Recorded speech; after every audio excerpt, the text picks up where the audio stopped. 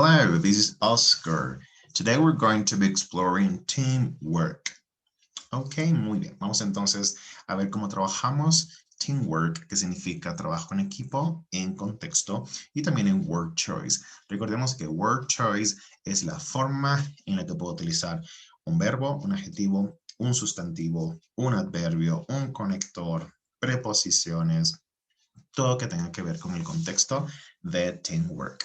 Vamos a comenzar con verbos. ¿Qué verbos podemos trabajar para expresar teamwork? Para hablar del trabajo en equipo, tenemos uno muy famoso que es el peer work.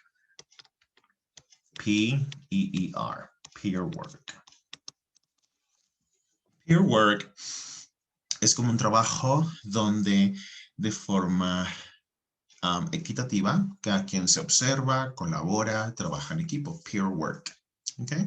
Imaginemos que estamos aprendiendo un idioma y nos toca trabajar con un compañero, eso sería una especie de peer work, un trabajo en equipo, digamos, ¿sí? También tenemos work, que es muy general, trabajar, work, recordemos que es un verbo regular. Si lo quisiéramos usar en el presente simple, sería I work, she works. Si es con ing, working. Si es en el pasado, se pronunciaría worked. La ed sonaría como una t. ¿Qué otro verbo podemos utilizar aquí? Co-work. Co-work. Okay, we need to co-work. Like, es como trabajar también en equipo. Co-work. Listo, entonces tenemos unas categorías que pueden ser verbos. Ahora vamos a buscar unos sinónimos. Vamos a buscar palabras relacionadas con teamwork. Podemos utilizar la palabra team, que significa equipo. Team, como I need to work with my team. My team. Ok, recordemos que la M tenemos que cerrar los labios al final. Ok, team. My peers, también se puede decir, ¿sí? My peers. A nivel profesional, nosotros podemos decir, recordemos que a nivel profesional se dice colegas, ¿sí? Se puede decir de dos formas. Podemos decir colleagues, con acento en co, colleagues, pero también se puede decir coworkers, coworkers, ¿ok? Coworkers. Si estamos hablando a nivel de educación, como colegio, escuela, universidad, ¿sí? Decimos classmates o classmate. Si es uno, classmate. Si son varios, classmates. También se puede decir my peers, my peers. Ok, entonces hay que tener cuidado. Ahí estamos trabajando. Recordemos que expresiones como team, colleagues, coworkers son sustantivos, nouns. Nouns.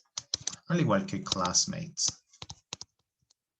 Recordemos que un sustantivo es aquel que puede o no pasarse a plural. Porque no todos se pueden pasar a plural. ¿Ok? Muy bien. ¿Qué otra cosa tenemos que tomar en cuenta cuando hablamos de teamwork?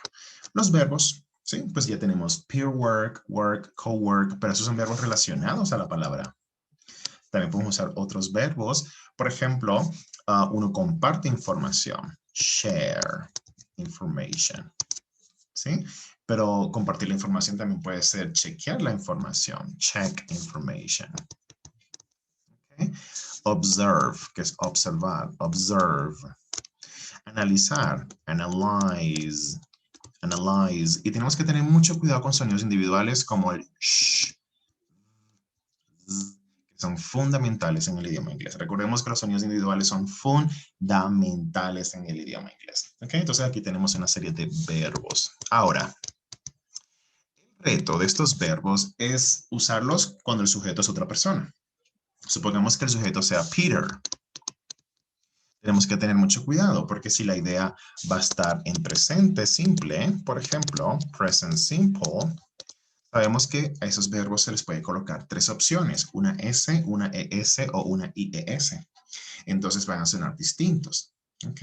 Y eso hay que practicarlo. Por ejemplo, Peter shares, Peter checks, Peter observes, Peter analyzes. Entonces hay que tener cuidado porque aquí comenzamos a jugar con sonidos individuales. Es decir, cuando nosotros vamos a decir la S, tenemos que tomar en cuenta que esta señorita se puede pronunciar de 3 formas, ¿sí? La S se puede pronunciar como un siseo, como un zumbido, z, o como el mismo zumbido, pero con la I, is. Entonces, eso depende del contexto, pero eso es otra historia, esa es otra historia, ¿vale? Aquí lo importante es que si el verbo va a estar con otra persona, tenemos que tener mucho cuidado. O inclusive, si el verbo va a estar en el pasado, si las ideas están en el pasado, ideas, se vuelve un poquito más complejo porque entonces tenemos que ver si el verbo es regular o irregular, ¿sí? Si yo dije que yo trabajé ayer con Peter, sería de esta forma. ¿Sí? Y la ED, al igual que la S, se pronuncia de 3 formas. Entonces, en este caso sería worked, worked. Es decir, la ED la reemplazo por una T. Worked. Sin embargo, aquí viene algo más complejo. Si yo digo, yo trabajé con Peter ayer, la ED se tiene que reducir. Es decir, el sonido de la T se reduce. Y yo diría, I work with Peter. I work with Peter. No hace falta decir, I worked with Peter. ¿Okay? Entonces, hay que tener cuidado con la forma como vamos practicando poco a poco el idioma. Yo sé que suena mucho, pero no es imposible. Es cuestión de practicar. Seguimos entonces con teamwork. A ver, vamos a buscar sinónimos, palabras que se puedan relacionar con trabajo en equipo. Un trabajo en equipo tiene que buscar resultados, results.